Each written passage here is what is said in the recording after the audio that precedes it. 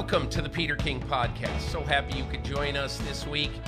A lot to get to this week with my partner and friend, Myles Simmons from NBC Sports. And Myles, we are going to go over, I actually had 19 topics to go over this week, and I erased 7 of them. So let's just get to the ones we've still got left, the 12 we've got left. In order, we are going to get to the following today. Number 1, dullard playoff matches.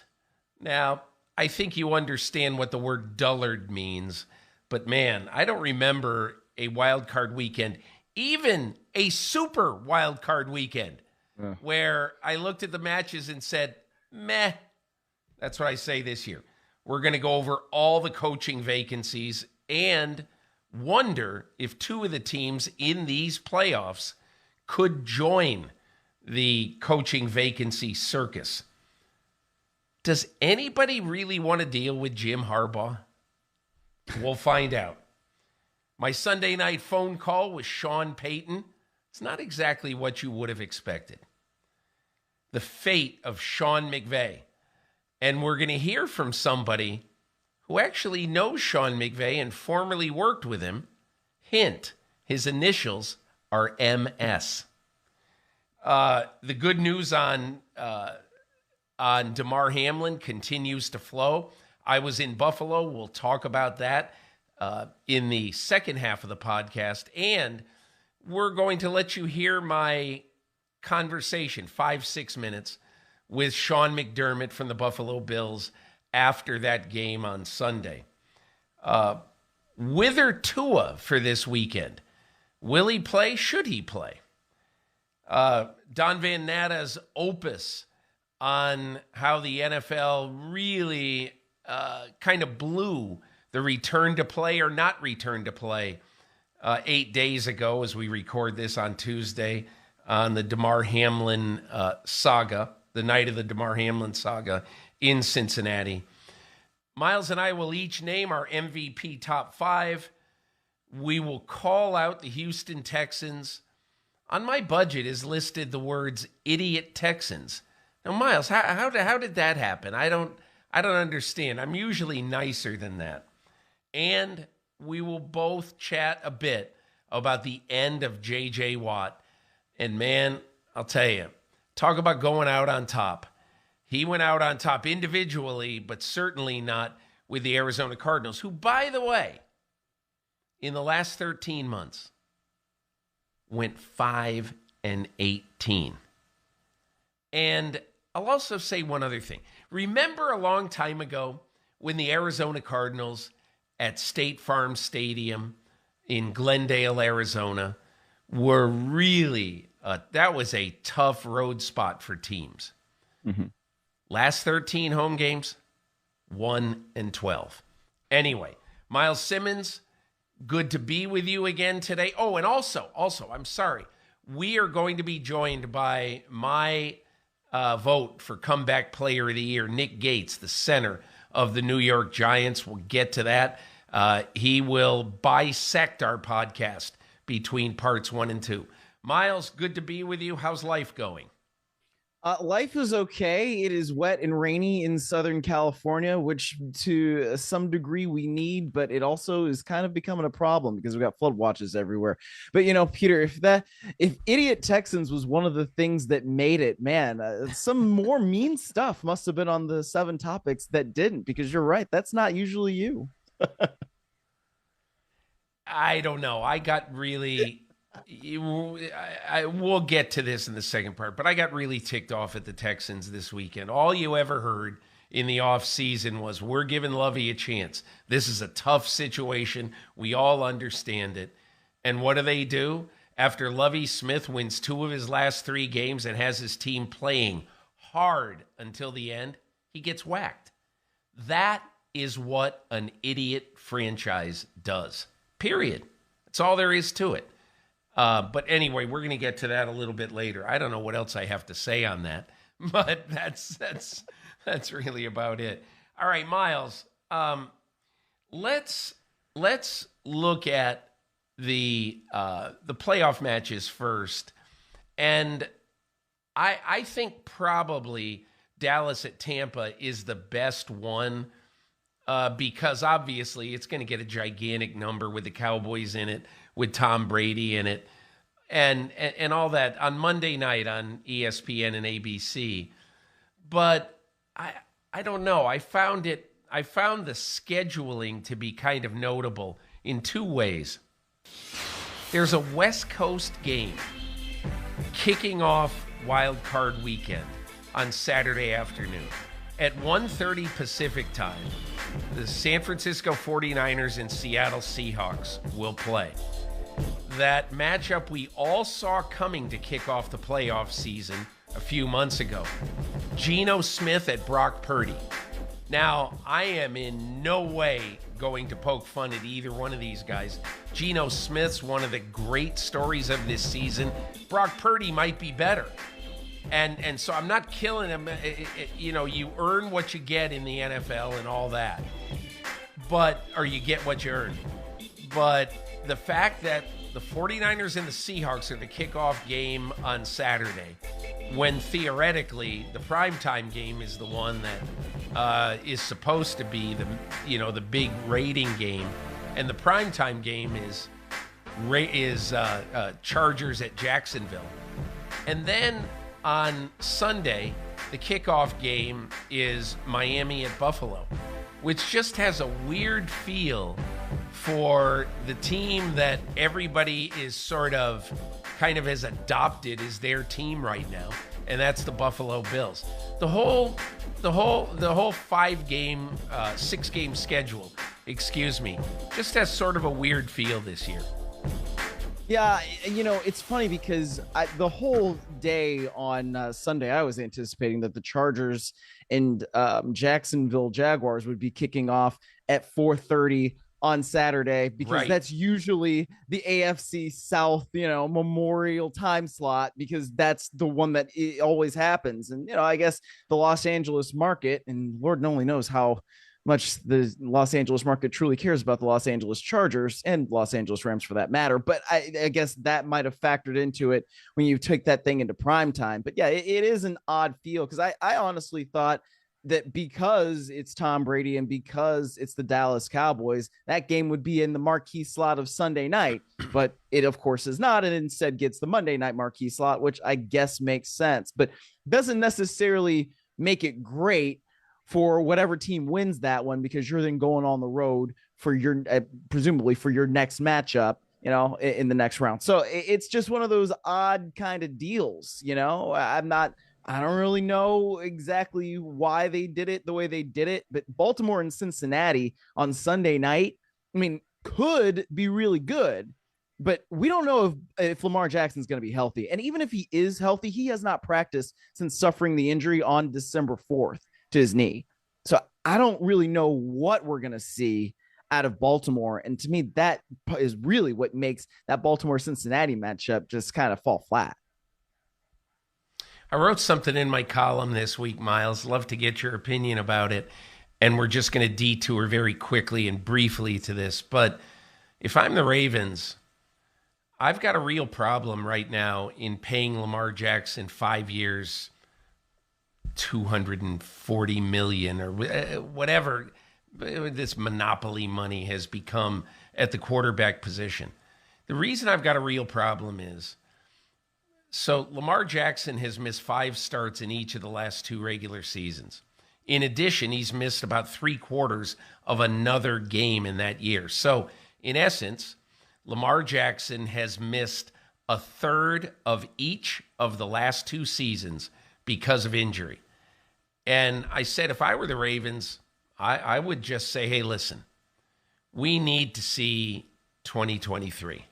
So we're going to franchise you. And if somebody out there wants to give you, 5 years, $52 million a year and all that, we'll take the 2 number 1 draft picks in return. And it isn't, I'm just telling you, this has nothing to do with their regard for Lamar Jackson, as a leader in the locker room and what he does when he plays. But this is not about the emotion of God, really would love to build around Lamar Jackson. This is all about how, in my opinion, if a guy misses a 30-year games 2 years in a row, you've got to ask yourself, do we want to get married to this guy and make him one of the highest paid players in NFL history? I would not want to do that. Your thoughts? Yeah, the best stability is availability. Isn't that what coaches say all the time? And I don't think I agree with you that it doesn't necessarily have anything to do with the way that the Ravens feel about Lamar Jackson, the player, or Lamar Jackson, the person. I mean, listening to Harbaugh yesterday when he was talking about Lamar Jackson and how he's doing because nobody's been able to talk to him since December 4th. I mean, Harbaugh is saying, I love Lamar. I love everything about Lamar. You guys know that. And if you've ever heard Harbaugh talk about Lamar, you do know that. But I think it is a real issue that the Ravens have not been able to be at their best late in the season in the last 2 years because Lamar Jackson has been unavailable. And that is not necessarily saying anything bad about him. It's just the reality. Right. So I think that you're right, Peter. They have to be able to factor in what is it that we believe Lamar Jackson can do as he's available? And also, how do we make sure that we're going to be in the best position to make a deep playoff run because we don't necessarily know what his availability is going to be? That is a really tough situation, but it does seem like they're just going to franchise him and then say, well, we got to figure this out down the road. I can't imagine that they wouldn't franchise him. Yeah, and the big question is, here's the big question.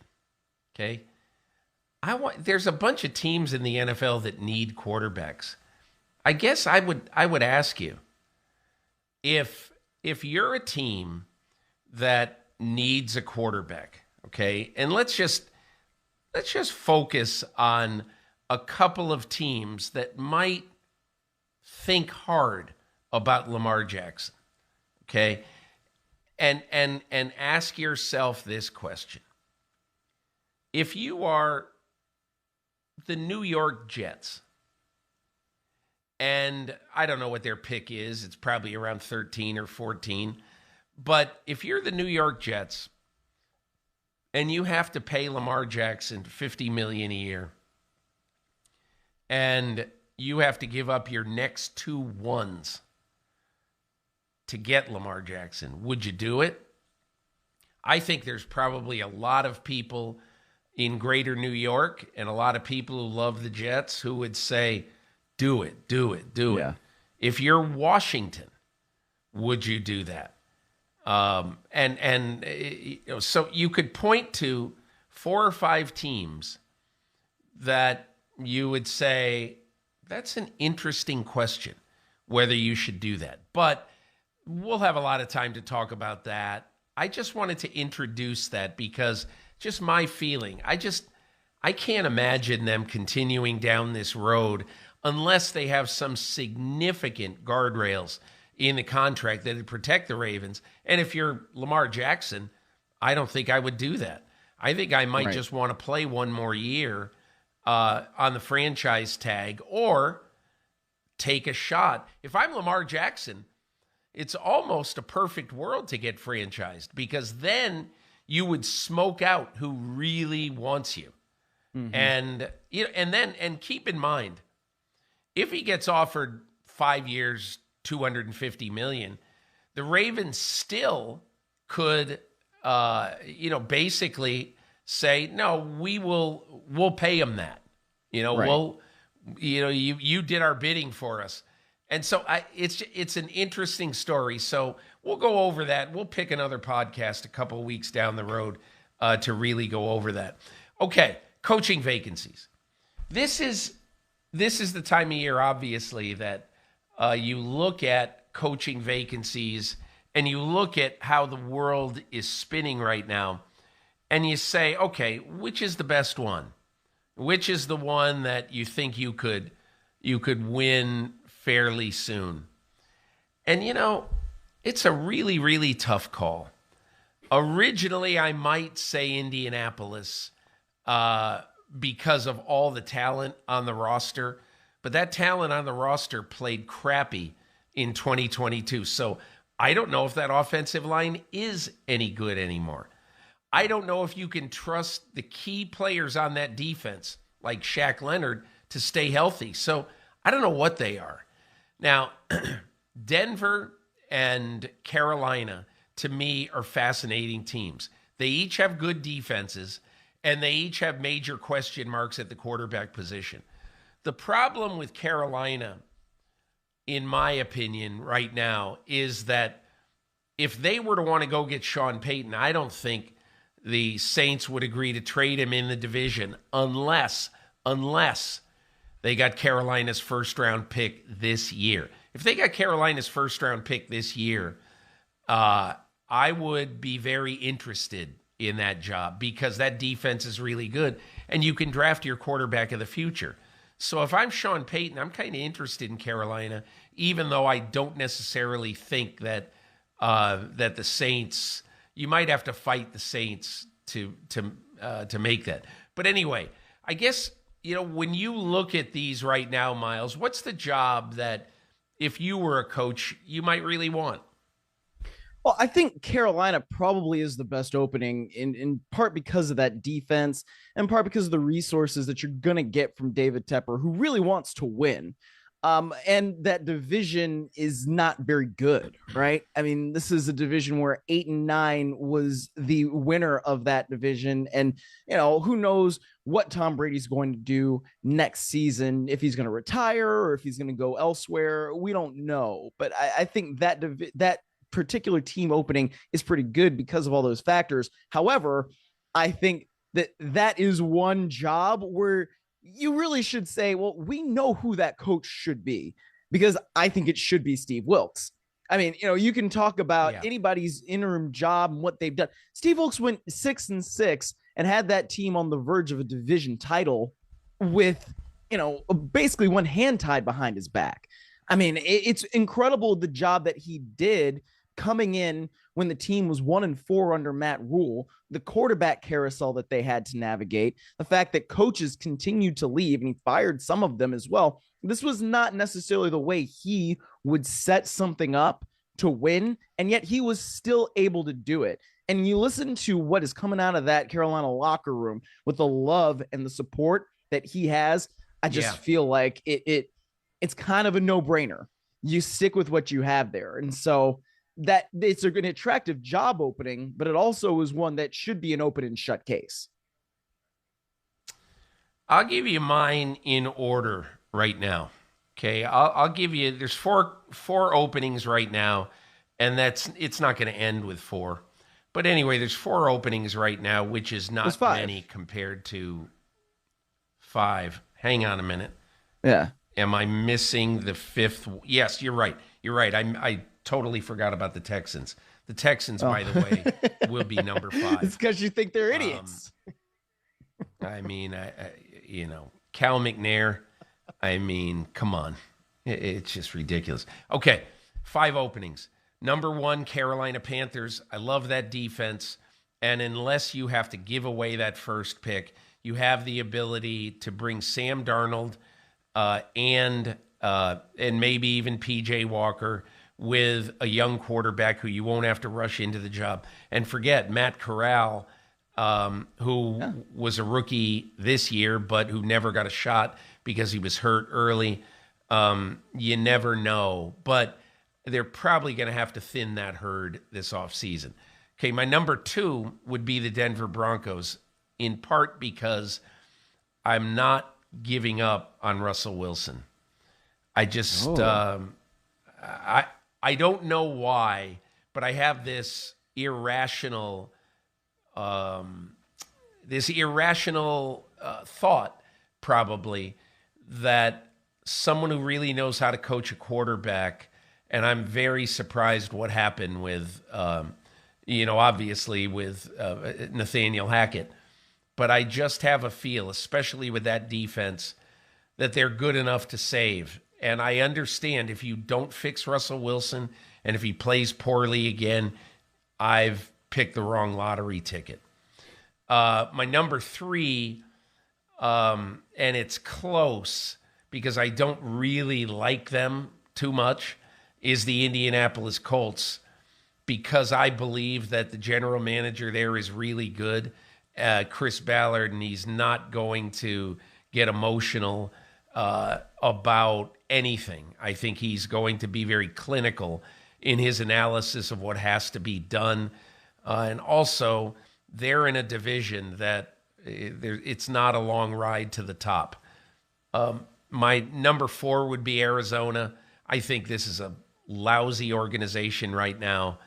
And as I said at the beginning, I mean, this team absolutely, totally, unequivocally fell off a cliff in the last 13 months. That isn't only because Cliff Kingsbury is a distant dude and Steve Keim was battling health issues. And don't give me that. Tell me about the talent on your team. And tell me, is Kyler Murray a good quarterback, or what the hell is he? I don't know. And he's probably going to miss early next season. I laugh when I hear people say, oh, Kyler Murray, he's going to be back. He didn't have a terrible injury. They repaired it, blah, blah, blah. Look, I'll say the same thing I said when everybody was saying that Odell Beckham is going to be back in December. Stop it. Just stop. We don't know when Kyler Murray is going to play. But anyway, that's not a great job. And the last one, the Houston Texans.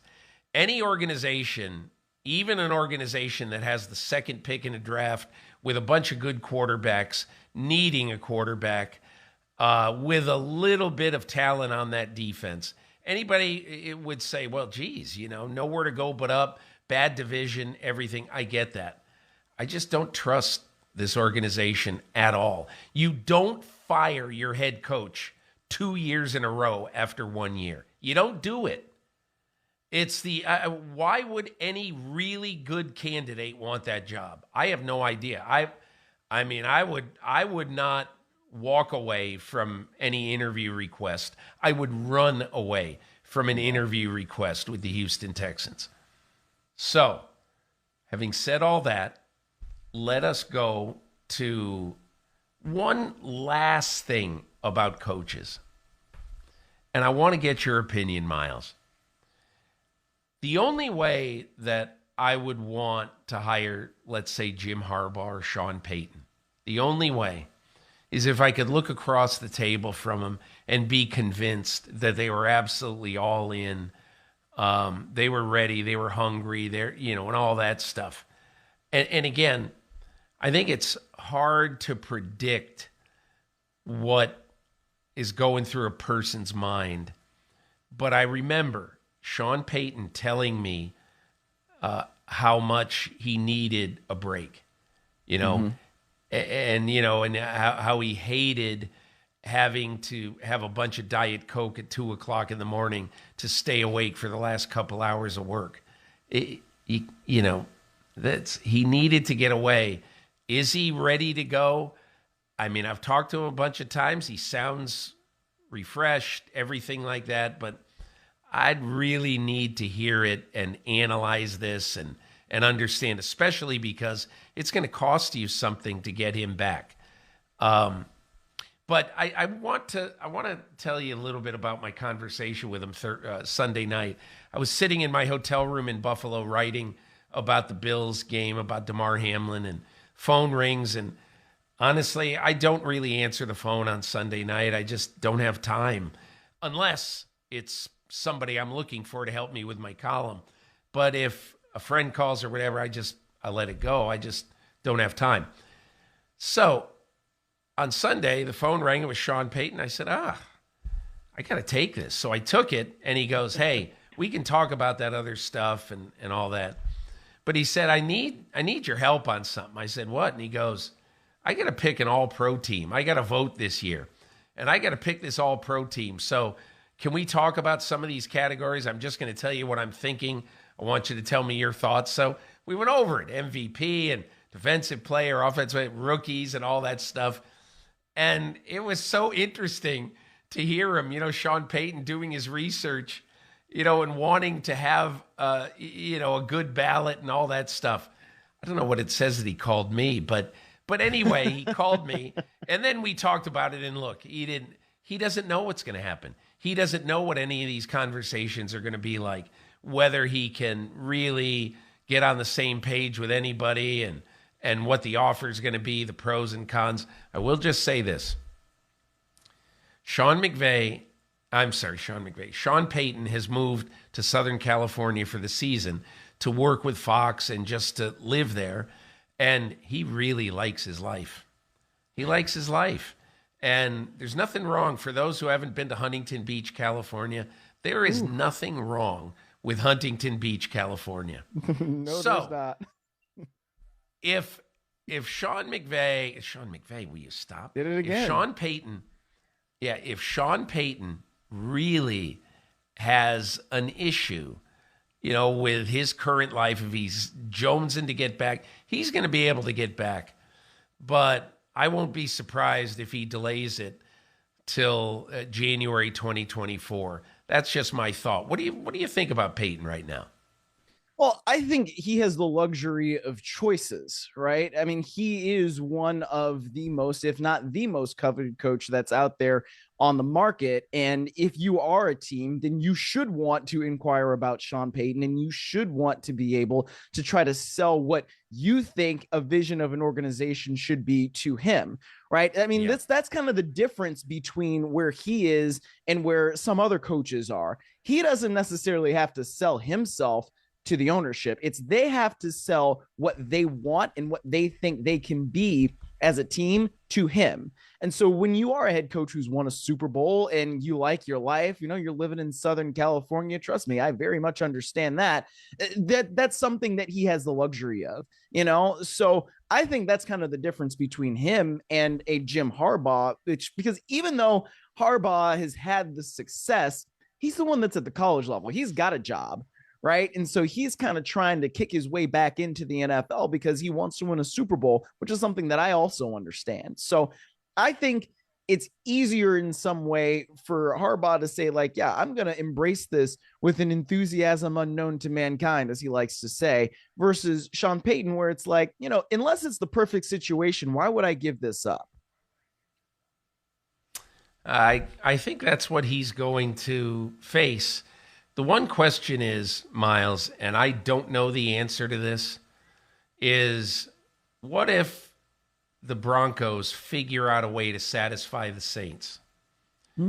And what if they say to Payton, in essence, you got a blank check, here's $20 million a year. And again, I have no idea what they're going to do. I don't know. But sometimes in life, you make a decision. You say, I do want to go back to coaching. I really want to be a coach again. And then maybe outside influences, like, for instance, being, other than Bill Belichick, the highest paid coach in NFL history. And again, I don't know exactly what the deal is. I think there are about 5 coaches in the NFL who earn more than $15 million or more. That's what somebody in the coach agent business estimated for me last week. But who knows? Whatever it is, I don't know. I don't know what would happen if somebody said that to me. It's hard to tell. So we'll see what happens. But we'll be watching. We'll be watching the Denver situation very, very closely. Okay, we're going to get into our guest now. Nick Gates, who's a center for the New York Giants. And you might be saying, why are you having Nick Gates, a center for the Giants, on the podcast? Well, I recorded a conversation with him last Friday, and I wanted to have Nick Gates on because, to me, he's the no doubt comeback player of the year. In week 2 of 2021, in a nationally televised game against Washington, Nick Gates had his left tibia and fibula both broken. The tibia was broken in 2 places. And when Nick Gates looked down first, obviously an extraordinarily painful injury, he saw something that no human being ever thinks that he'll see. He sees a bone that's, that he basically has 3 breaks in bones in his lower leg. So, the fact that 13 months later, he can suit up and play in a football game for the Giants and then resumes his regular job as center for the Giants. He will be the center for the Giants in the playoff game at Minnesota in Wild Card Weekend. I just thought it was a good time to have Nick Gates on. So let's go to my conversation with Nick Gates. Happy to be joined on the podcast by Nick Gates, the center of the New York Giants. And I've told you a little bit already about Nick and his story. And Nick, before we start, I wanted to ask you, I mean, obviously everybody in the football fraternity has been kind of shaken and now a little bit resuscitated and made a little more happy with the news about Damar Hamlin. But how did that hit you in the last few days, and how much of an effect did that have on you? Yeah, it was a crazy thing. I never in a million years would I think something like that would happen on a football field anymore, to be honest with you. So like when I first saw it, it's shocking and it's a little scary, and it's very fluky, but things happen out there, and it's crazy to think that could actually happen. But yeah, what's all the good news coming out now that he's finally breathing without the tube, and his lungs are getting backed up to what they are, and he finally talked to the Bills guys today, which is awesome news to hear. Yeah. Can we go back in time a little bit to your injury? And I know that you've probably relived it quite a bit, but you're now about 400 days away, past one of the most gruesome injuries that a lot of people have ever seen on an NFL field, with your broken leg. And I wanted to know if you could just sort of take me into that game against Washington, in Washington, where this injury occurred and what you remember about it. Yeah, no, I remember everything. So I didn't pass out. I didn't, black out or anything like that, how some people usually say when they have an injury like that. Like, I remember everything. Like, I remember exactly what happened. And, I heard the crack, pop, which makes sense because my tibia broke in two places and then my fibula broke. So they said, like, that would make sense with the, three noises I heard. And then next thing I knew, I was on my back, and I remember holding my leg by the knee and just seeing my half my shin just, folding and going to the left. And I really, like, I knew what was going on, but I was like, also, like, it was kind of in shock. Like, I couldn't believe, like, my leg was looking like that. Was there pain, or was it more shock? Yeah, it was the most excruciating pain I've ever felt like in my life. So yeah, it's I've never felt anything like that before, and I sure hope I don't have to feel anything like that again. And what was the reaction like on the field? Because you see in the video that, a few of the guys on Washington, a few of the guys everywhere are just like waving to the sidelines for you. What do you recall that? See, I don't remember like seeing anybody or looking at anybody and their reactions and things like that. I remember once I got put in the air cast and on the back of the cart, like everybody coming out and saying, tapping me on my shoulder pads and saying good luck and like, hey, let's you're a tough guy and things like that. You could, in the video, Shep was talking to me and saying that. I vividly remember Shep coming up and saying things to me and just all the guys, but I don't remember what everybody's reaction was right after it. I was in a little bit of pain, laying on the ground. So is when something like that happens, is it more of a shock first, or is it more, okay, this happened, now I have to deal with it? What goes through your mind? Yeah, no, I definitely was shocked at first when it like immediately happened, and then kind of once I like situated myself and could calm myself down, and I was like, all right, well, it's time to you got to go figure out what they're going to do to fix my leg and try to get back on the football field was my first kind of initial thought. Yeah. So, which is, people probably think it's crazy that I was, my first thought would be getting back on a field, but that's my job, and that's what I've always lived and wanted to do. Your career has been kind of overcoming the odds anyway. Mm-hmm. You were undrafted out of Nebraska in 2018. And, you weren't handed anything, obviously, but you progressed and you kept progressing. You were a backup player in 2019. Then you got shifted to center in 2020, and you became the regular center there for the next couple of years until week 2 of the 2021 season. But why do you think that you were able to come in and fight and earn first a little bit of playing time and then earn a starting job at center for the Giants? Yeah, I feel like I've always kind of been the underdog guy. Always, going into college, I was I was a 3-star, and I'm not super. I was recruited, but I wasn't, 5-star dude or anything like that. So I've always kind of just worked hard and worked. I felt like had to work from behind, and never really had a big expectation on me to do things. But I've always liked being underdog because there's not a big expectation on you, and when you succeed and you show success, it's a good thing. So yeah, yeah, I don't really know what else. I'm a hardworking dude, and I've always worked hard, and I play hard, and I feel like they like that, and especially as an undrafted guy, you have to, like, I don't know how else you're supposed to play, and you got to show them you can play football in the National Football League.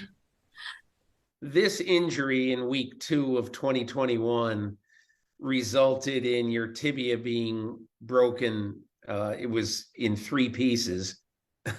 And your fibula was also broken. And do you recall at the time, either in the hospital or after, did the thought ever go through your mind, I'm not going to be playing football anymore?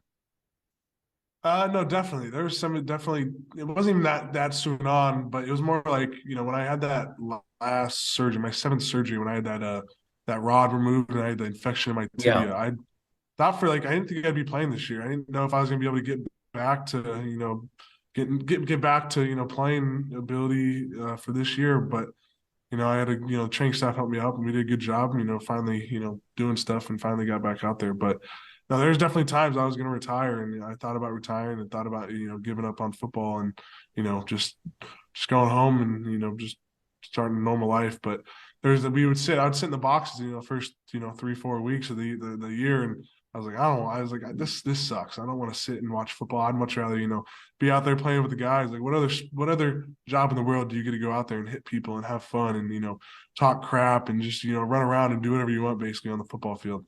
So I was like, screw it. It doesn't matter what, I'm coming back. I'm coming back. Wow. What did doctors tell you in 2021? What were they saying to you last October, November, December as the healing process began? Yeah, they were all optimistic about me coming back and playing football as long as I was, healed correctly and was able to. And, there wasn't any like significant changes and things like that to my leg. So they were all after so I asked them. I had the compartment surgery, so the fasciotomy where they had to slice my leg open. So they said they didn't have to cut anything out. They were like, yeah, you'll be able to play football. We're very optimistic about you playing football again. Yeah. So tell me a little bit about what it was like when you finally started putting weight on it, when you finally started working out again. You've got a gigantic scar that runs along the left side of your left leg, from a little bit below the knee all the way down to your ankle. It is brutal to look at. It's a and I wonder, I mean, you had to see that and you had to say, okay, I mean, those people are saying I can play, but did you really think deep down it was going to work? Yes and no. The rehab process, those first probably 6 months, it was rough. Like we were trying to push through pain, and because they said the pain's going to be there, but there's nothing you could like structurally do to your bone anymore that could hurt it. So like, as long as you could handle the pain, there's you could work through it, and you could keep going. So that was like one of the things I had to overcome, was just the pain day in and day out, and just relearning how to walk, and and relearning how to like teach my body to walk again and things like that. I wonder the mental aspect of this, what exactly it was like for you. Because look, I know from talking to players over the years, a lot of times when you're injured, it isn't as though everybody wants to send you away, but it's just, you're not a part of it. You can't be a part of it. you're not playing. You're not with your guys. Maybe you're in the meeting room, but you're not with them. I remember a story a long time ago. I used to cover the Giants, and Phil Simms was hurt during the Super Bowl when they played the Buffalo Bills. And Bill Parcells basically didn't want him around the team. I mean, at least around at practice and everything like that, because, okay, you're hurt. We're sorry, but we got to get ready for this game, And how is that? You're like, you're a captain, and then you get into it, and all of a sudden they're getting along without you. The train is rolling down the tracks without you. What is it like for you mentally? Yeah, no, the mental game I think was probably harder than the physical game. Like, I mean, the physical stuff that comes easy to me and everything like that. Like, it's just an easy for me to overcome the physical stuff and push through it. Just being, I pride myself on being like a tough guy. So pushing through pain, it wasn't that hard. It was the mental game, a day in and day out, waking up and going into rehab when it's tough and hard, and just being around the guys and not being able to contribute was rough. It definitely sucked. There was times and I was like, damn, like I don't feel part of the team anymore and things like that. And more necessarily like the beginning of the season this year when I was doing all the on-field drills and things like that, and I was trying to get back to being with the guys. I felt like I was still part of the team, but I also felt like I wasn't at the same time. I felt like I was kind of alone, and because I wasn't out there with my brothers, practicing day in and day out. And when you're out there like doing that with each other, I feel like it creates a different bond with each other, just knowing that other guy's going through the same thing as you are. And I just not being out there with those guys, it's kind of a little different situation. I want you to correct me now if I'm wrong, but I believe October 30th, Giants go to Seattle. I think it's week 8. And you played several plays in that game. Is that right? Yes, sir. That was your first time back on the field. Do you recall what thought went through your mind when you jogged out onto the field to play football again? Not really. I don't remember the exact thought then, but I just remember just trying to like soak it all in and just appreciate just being back on the field again and just trying to take it all in. So my family, there were 16 of them, family and friends that all came out. And, I was just trying to get the, experience that with them and experience just being back out there after a long journey of, not playing football. But I remember after, like when we I moved my guy and we scored, and I just remember just laying on the ground like, oh, this is such a great. Like I missed the feeling. I'm getting chills thinking about it. But I just missed the feeling of being on a football field and be able to hit people and scoring a touchdown. Like it was just fun. It was just so fun again. And then when you saw, I don't know if you've seen the clip. When I did it, I fell on the ground and I looked like a little kid throwing a tantrum. Like just like. I was just, swinging my arms and kicking my legs. There was so much, emotions running through my body and just like proud and happy and just like all the hard times I had to overcome, along the journey. It all paid off finally. I find myself thinking about the Seahawks, and I think of this guy, Poona Ford, who I'm sure you watch tape of. And this guy is like a fire hydrant. He is a really, really strong player. Oh, yeah. And look, that's every defensive tackle in the league is going to be really, really strong. But I wonder, were you concerned at all to go up in real live football plays against guys and to have to put all the pressure on that left leg and whether it was going to survive?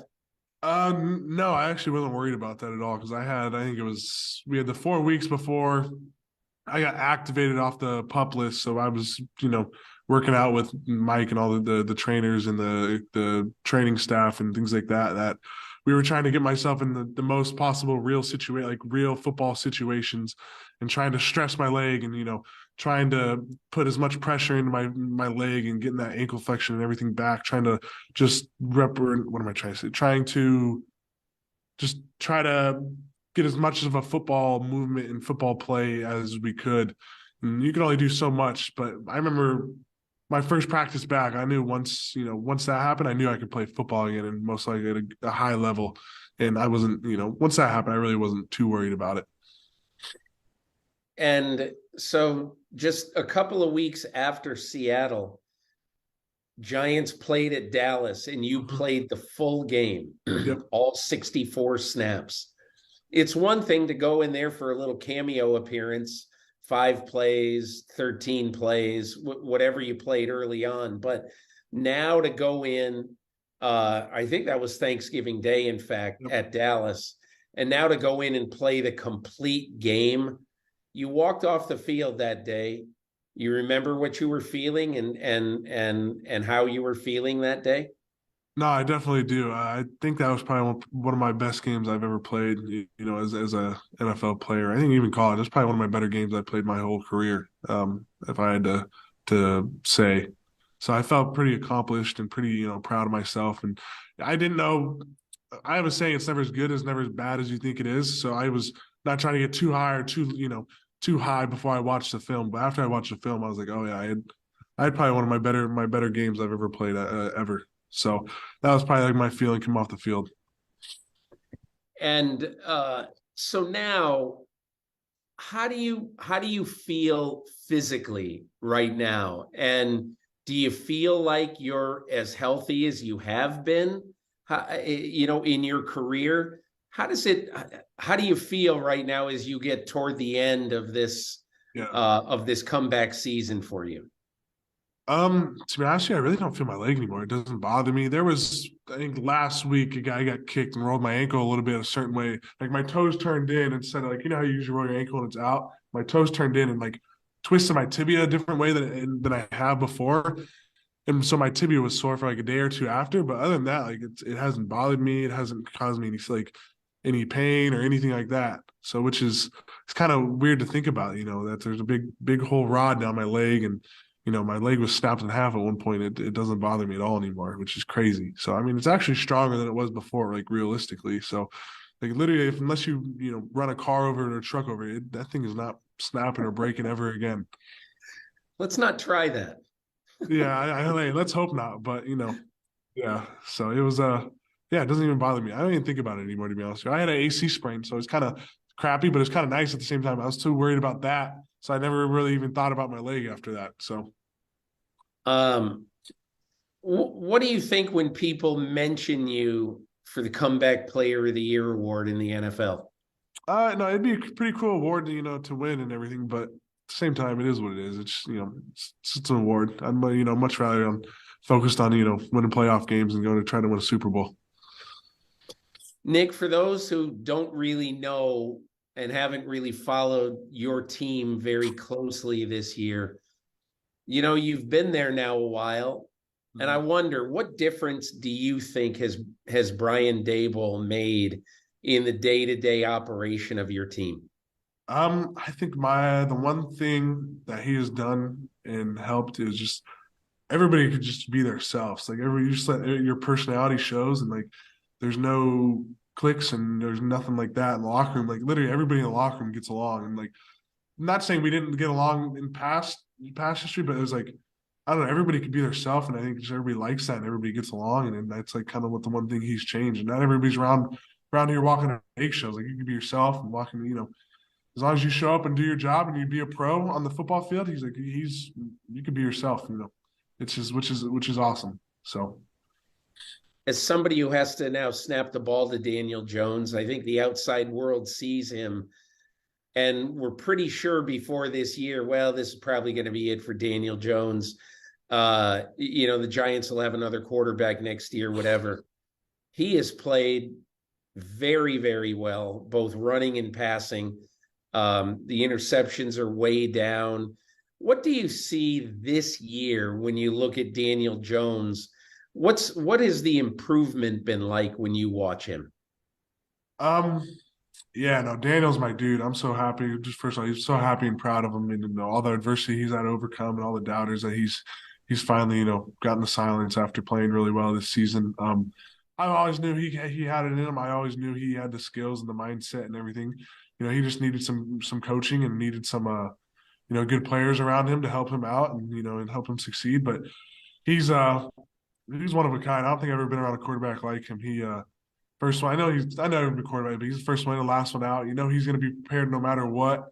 He's going to do anything he can to win a football game. And you love blocking for guys like that. And he never criticizes you for anything. And even if you mess up and he gets smacked or anything, that man gets up and gets right back in the huddle and looks at you and says, "All right, let's go." Like he doesn't get after you. He doesn't point fingers. He takes all the blame. And I think that makes a good quarterback. And he's a good quarterback. So I think it's so interesting how, he probably is never going to be a great MC at a banquet, breaking jokes and having a lot of quips and everything like that. But hey, I just listened to him. What's that? You'd be surprised. He has a pretty good personality. He's pretty funny. He's just a little quiet around the cameras and the media and stuff like that. Yeah. He's a funny cat. It just strikes me that in front of us and in front of the world, he just wants to be Mr. Flatliner. Mm-hmm. So give me an example of what he's like inside your locker room.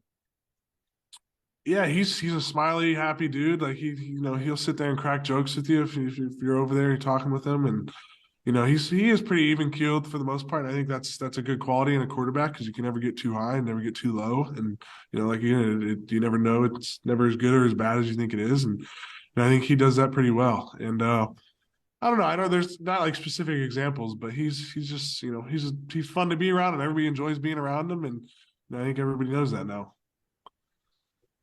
Well, Nick Gates, you're going to be a fun team to watch in the playoffs this year. You're going to be a fun team to watch in the future because, you guys were kind of lost at sea, and now you're not lost at sea. You're found, and that defense is really good. You guys have a great running game. You're passing it well. I think you might be trouble for somebody in the playoffs this year. Oh yeah, let's hope so. Hopefully we can go on a little run here. So we're playing good football. We got a good quarterback and good leader in him, and Saquon, he's a freak athlete. So we got to start getting the ball to him and get him the ball in space and stuff like that, and see what we could go do. Nick Gates, all the best to you. Really glad to see you back out there, and good luck the rest of the way. I appreciate it. Thanks for having me on today.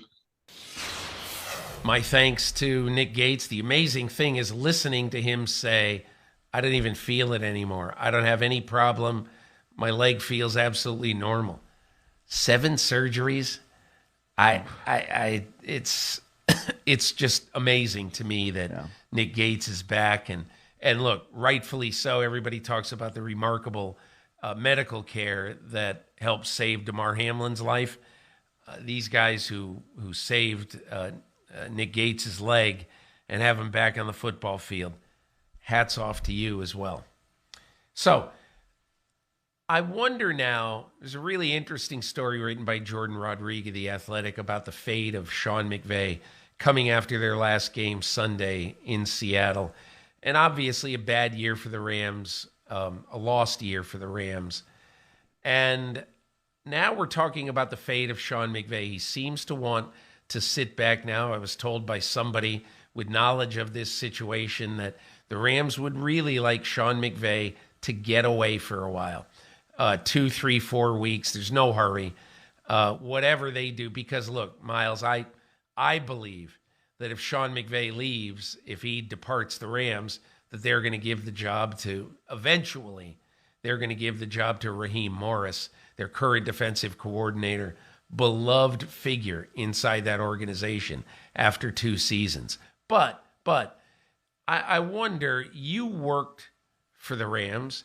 You worked in Sean McVay's organization. You saw him every day. What do you make of the current situation and whether he'll be back or not? Well, I tend to agree with you. I mean, that's my understanding too, is that McVay needs to get away for a little bit. And, there's just a lot of things that happened over the course of this season that added up to what he termed his biggest professional failure. And it's not something that he has had to go through. And I think part of this is his age, right? I mean, he's about to turn 37 later this month. But when you get that coaching job at the age of 30, and then you turn 31 later that month, and you have been able to really just ascend so rapidly, and that ascension continues until you get to the pinnacle of what it is that is your profession. You win the Super Bowl. it's kind of then like, what's next? And that was really the point of that story that Jordan Rodrigue of The Athletic, was talking about after Sean McVay's press conference on Sunday. It's kind of like, well, man, you get to this and you're kind of like, all right, well, what's next? And who am I now that this has happened? And there's some real life stuff that he's been going through over the course of this year. When your grandfather who you're close to passes away, that's something. His wife's family is from Ukraine. They're in a literal war zone right now. That's some real life stuff. And then as a coach, it's very difficult when you come to work and you don't know who's going to be available. And that's not something that most coaches go through. But you talk about all the different OL combinations that they had. Cooper Kupp gets hurt. Matthew Stafford gets hurt. Aaron Donald gets hurt. It's one of those things where, as a coach, you want to be able to put guys in the best position to win, but also when you don't know who's going to be on the field, it makes it that much tougher. So it's been a very difficult year for Sean McVay. If he gets away and he has the time to just decompress, get a little bit of clarity, and the Rams will give him all the time that he needs to do that, then he can probably make a proper decision. But Peter, I'll tell you, in the last couple of days when I've watched Sean McVay press conferences, and I sat through hundreds of them in person, they've been unlike any other Sean McVay press conference I've ever seen. It's just very clear that he needs the time to get away and decompress in order to really make the best decision for himself going forward. That's such a good point. I listened to him, and it was 12 minutes of kind of unspooling. I'd say, look, we're not going to hear everything that he thinks, right, down to, the nub, but I'd say that was about a 60% level of what he was really thinking, and I don't mean he's misleading anybody at all. I don't think he has decided firmly what he's going to do. But I do think that it's going to be very interesting to watch. I'll just give you my thought. After the incredible game that the Rams won when they beat the Raiders, and obviously Baker Mayfield had been in the organization for 10 minutes, and he goes out and wins this game, and it was just one of those weird moments where you just say, man, I love sports. I mean, yes. It was one of those things that it was phenomenal. It was great. So I remember after that game reaching out to Sean, texting him and saying, man, I'd love to talk to you about this. And, I learned a lot about him that weekend because we went back and forth on text quite a bit. And finally he said, I'm not going to say anything. This, first of all, it should be Baker Mayfield's moment, okay? And that's what he wanted it to be, and that's what it should have been. But the other part of it is they're getting their teeth kicked in every week, and they have this sort of, I'll probably get crap for saying this, they have this fluky win, and Sean McVay, the last thing he wants to do is stand up and pound his chest and say, look at me. In the middle of one of the worst seasons a Super Bowl champion has ever had, you take credit for something, or that I would give him credit for. He didn't want it, and I thought that was smart and big of him. And look, Jay Glazer's close to Sean McVay, closer than I am, so I don't doubt anything he says about it. And he basically made it seem very likely that Sean McVay was going to step away. But we'll see. We'll see what happens. And I think he deserves the right to take his time and to do what is right for him, and for his new wife, for her family, for their extended family. And here's the other thing. I mean, he's still just a kid in this business. Right. And just look and see how many more years he has, especially if he's able to get away and have a decent life for a year or two or three. So anyway, I guess I would say, like everybody else, My guess is he's probably going to go, but we'll see what happens. Okay, let's get to the Buffalo Bills. So I went to Buffalo over the weekend, Miles, and I was like everybody else.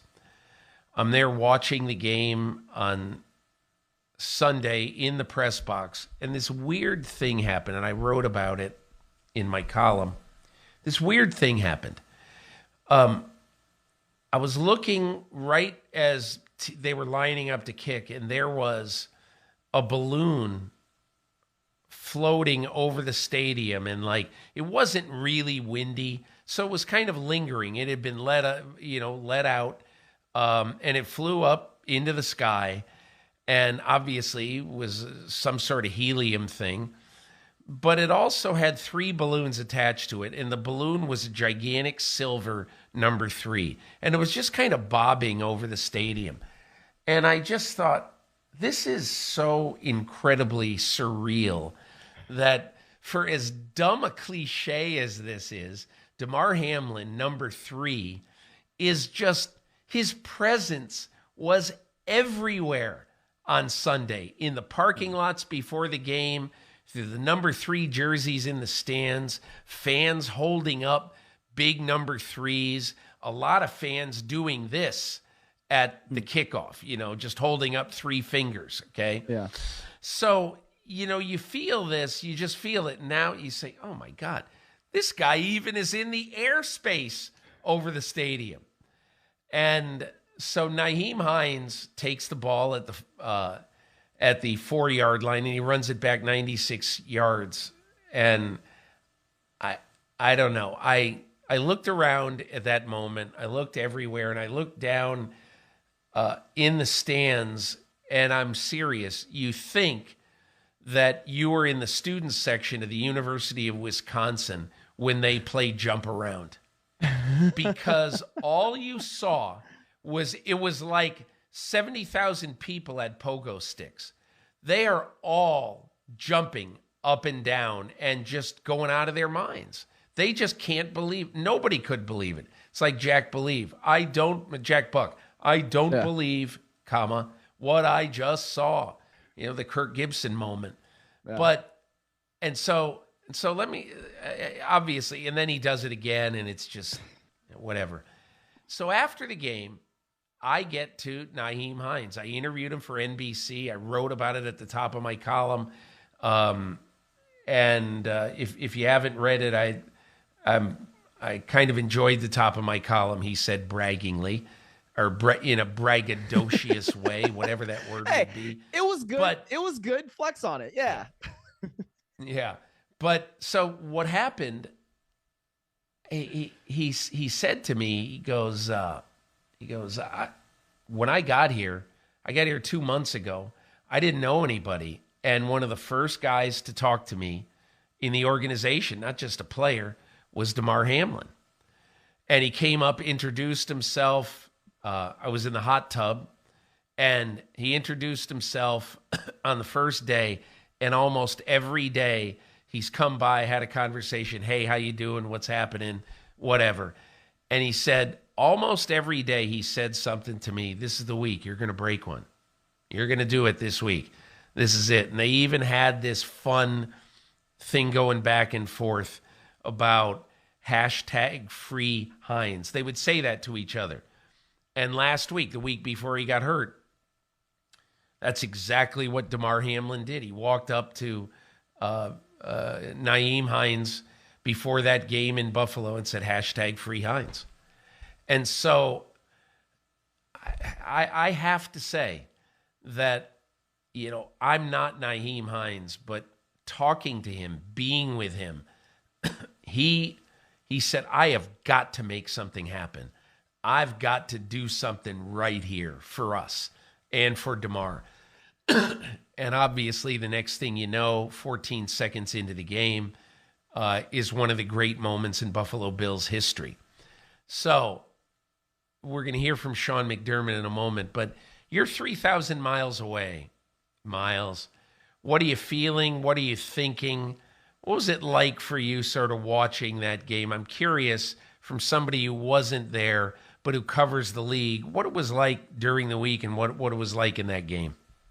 Well, at that moment, I think I tweeted this, it was there wasn't a dry eye in my living room, and there were only two of them. So, that was just, that was an incredible moment. It really was. And it was an incredible play. And, you think about all of the emotions that went into that game, from the Buffalo Bills standpoint. It was obviously a highly, highly emotional week. And then to get the lift of the news that Damar Hamlin was doing okay, that he was able to communicate, that he was able to FaceTime with this team. And then for that to happen, and you sort of see the sideline react. I mean, it was just one of the more surreal moments and surreal plays that I can ever remember witnessing. So it was pretty incredible, even, being all the way out here by the Pacific Ocean.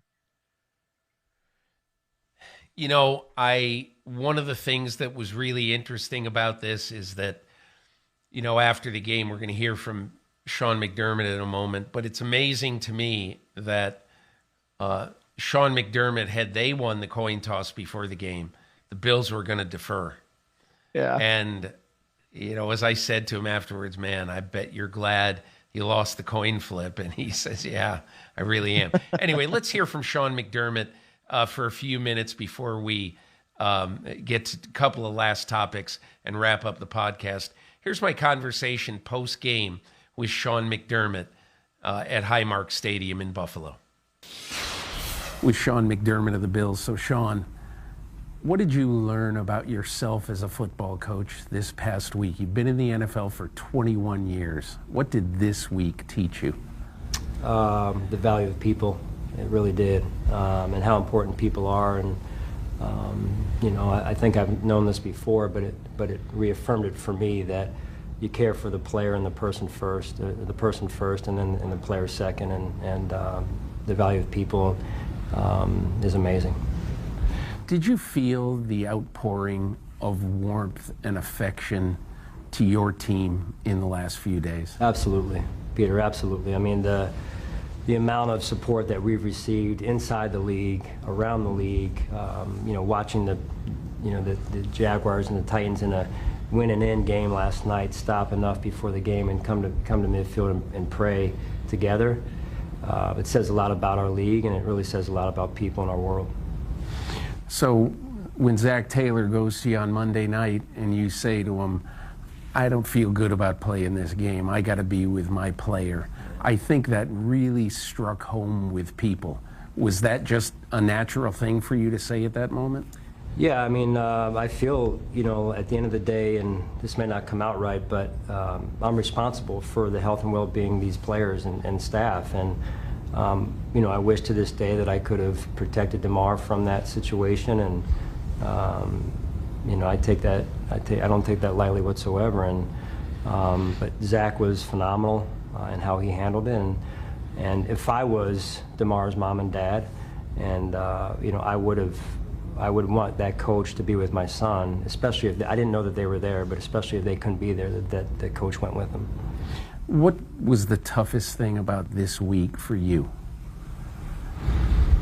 I'll get home tonight, hopefully have a chance. I know we're playing the Dolphins this week, but I have a chance just to take a deep breath a little bit. But probably trying to balance Damar's situation and getting this team ready to go. And then my own self third. So I'll hopefully take some time for myself tonight. I think that keeping things in the proper order, priority-wise, was not hard that way, but it was challenging in terms of having enough of me. I felt like to go around, but that's where we have such a strong team around me that this didn't happen just because I did this or I did that. This is a culmination of a great team working together.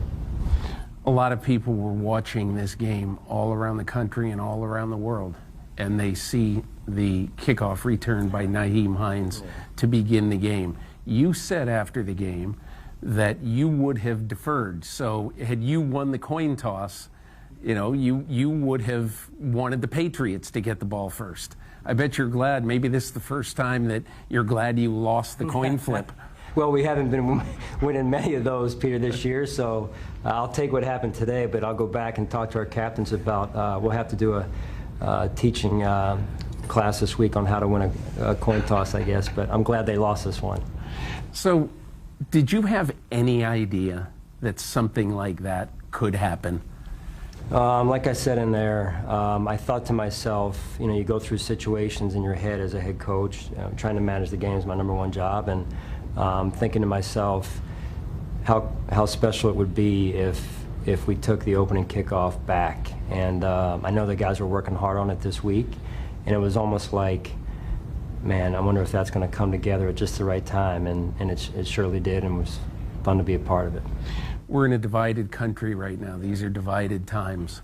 What do you think this week has done for the United States? Yeah, I think it's a great example for everyone to see. It's been a great example, Peter.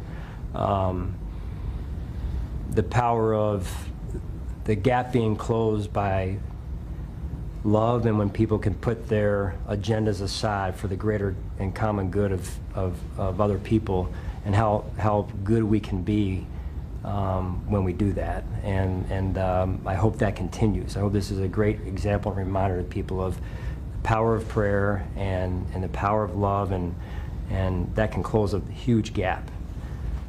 Sean McDermott, you guys inspired America. Congratulations on this win. Well, thank you. I appreciate it. My thanks to Sean McDermott, and I have to tell you, man, I walked out of there and I just thought, Sean McDermott needs a beer. Yeah, he might need 5 of them, but I hope he got to relax a little bit Sunday night, as he said he was going to do so. So, I was curious your reaction to Don Van Natta's story on ESPN.com.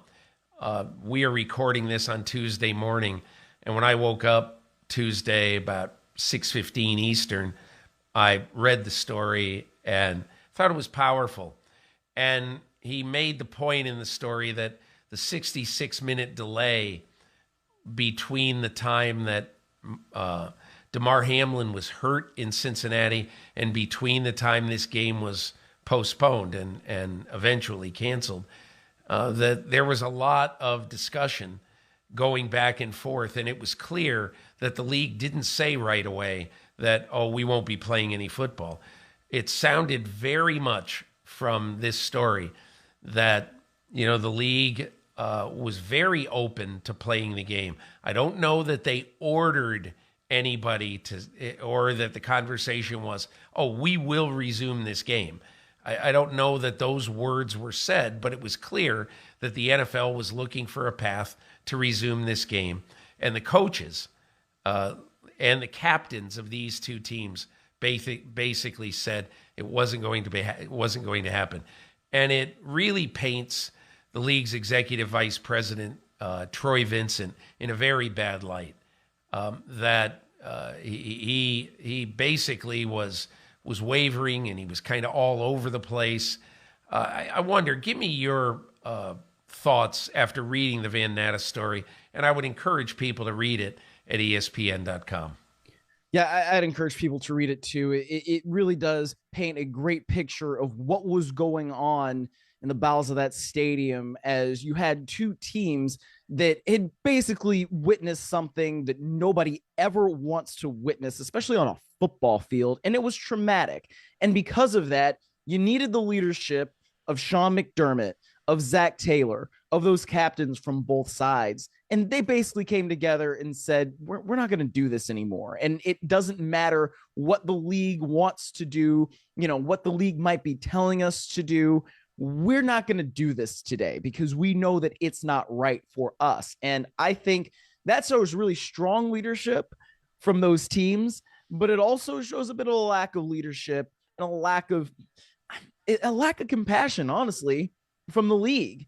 And the fact that it took as long as it took, you can say, well, there were discussions, there was a process, it was this, it was that. But, last week I said that I'm willing to give some grace because this was such an unprecedented situation. And I still am. Right. But in reading that story, I'm not as willing to give as much grace, I suppose I would say, as I was before, because it makes it clear that there were things that were maybe being pushed that had to, be stopped a little bit more at that stadium than I think anybody would want in an ideal world. Yeah, we're probably never going to know everything, but I guess as I look back on it, I think, and it was about 40 minutes of discussion before they really decided that they were not going to play the game. Mm-hmm. So I think my biggest point would be that struck me as a time when you probably should know that it's a mistake to play football again tonight. Yeah. So anyway, we'll see how it goes, but I thought that was a very good story. Two final things I just wanted to hear your thoughts about, Myles. You think Tua should play this weekend? And even if he can play, I just got a bad feeling about this. And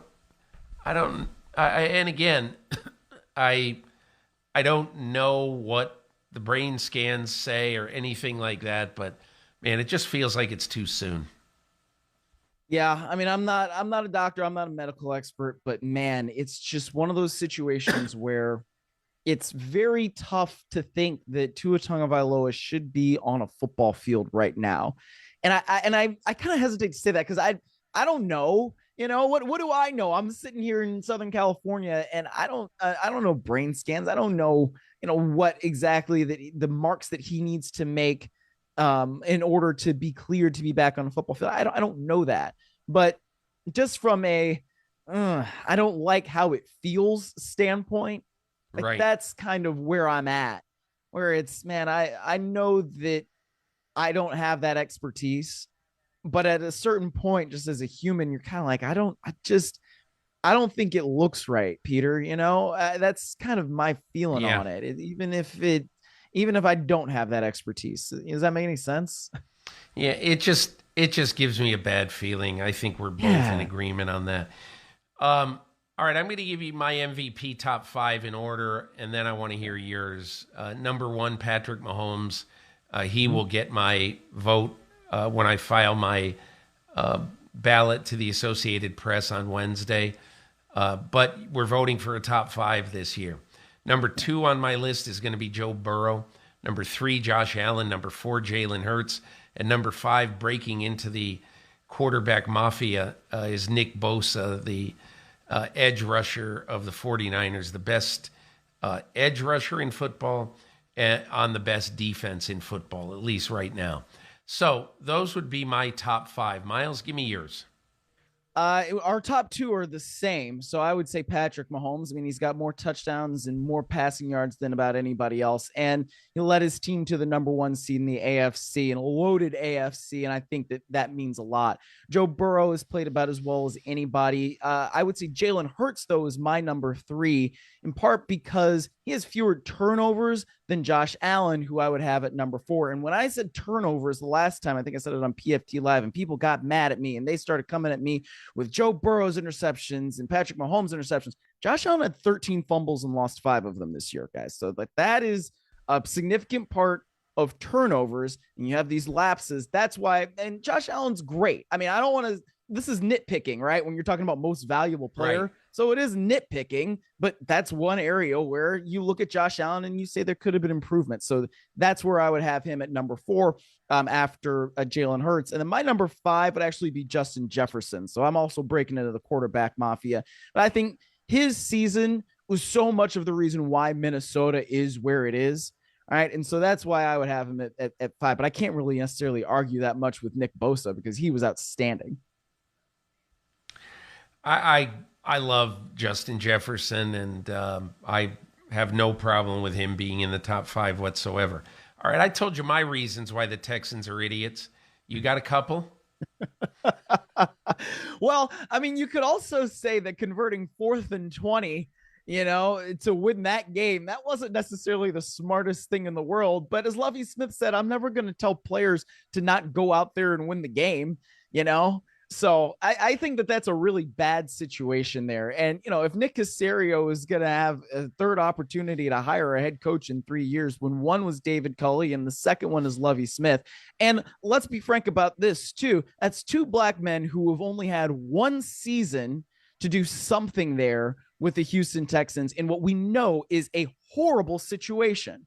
So the fact that Lovie Smith had those dudes competing, they gave Kansas City all that Kansas City could handle. They gave Dallas all that Dallas could handle in consecutive weeks. And yet here we are talking about the same thing with the Houston Texans. And if they want to go and hire Josh McCown, then go and do it and suffer the consequences, because I think that if you're going to have these convictions, at least stand by them. So yeah, I also think that the Houston Texans are idiots.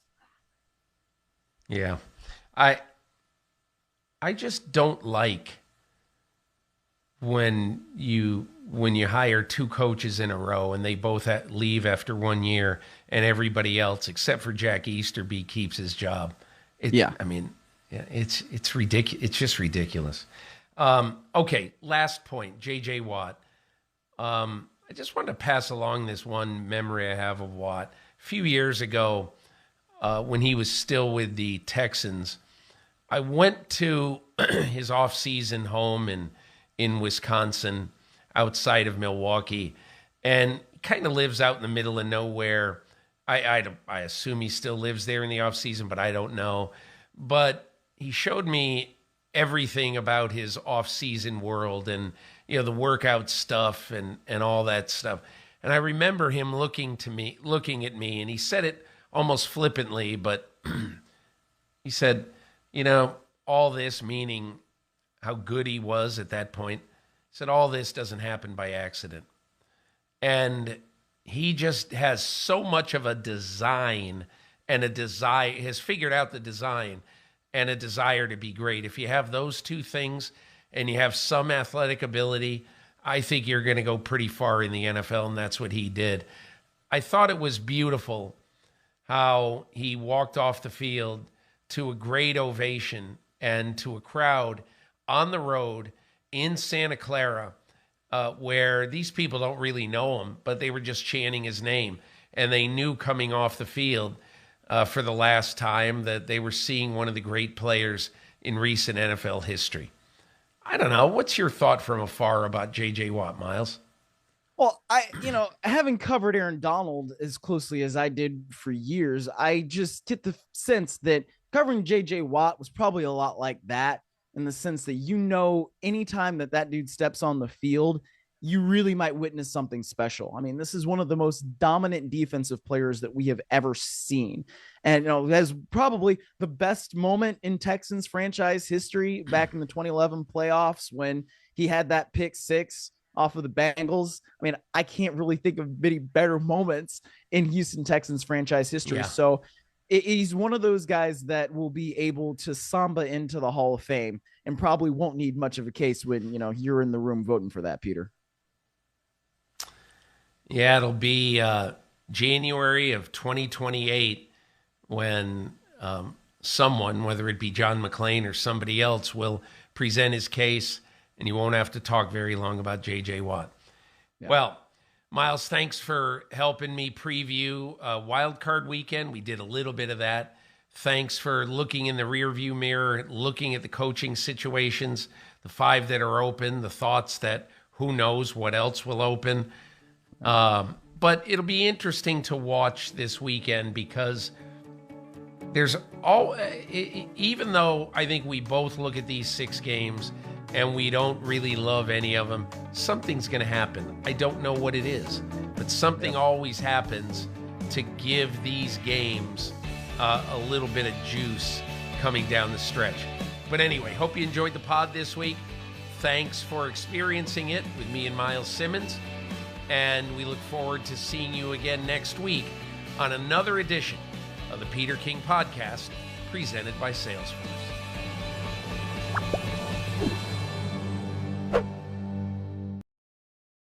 Hi, I'm Mike Tirico, and thanks for watching. Make sure to hit subscribe for the latest news and highlights from NBC Sports.